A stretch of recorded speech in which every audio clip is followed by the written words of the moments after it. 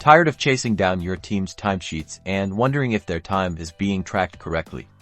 Let's streamline that process in Clockify. First, navigate to the Team section in your Clockify workspace, usually found in the sidebar menu.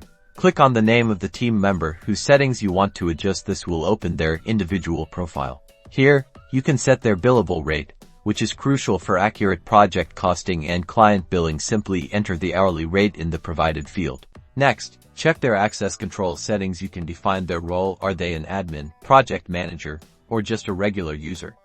This controls what they can see and do in Clockify.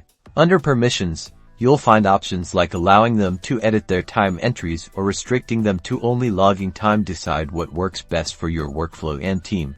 To prevent accidental changes to old entries, consider using the Lock Time Entries feature. This allows you to set a date before which no further edits can be made. Finally, regularly review your team members' time entries to ensure accuracy and consistency. Clockify provides reports that make this process simple and efficient. And that's it. By properly setting time for your team members in Clockify, you can ensure accurate time tracking, simplified billing, and a much smoother project management process.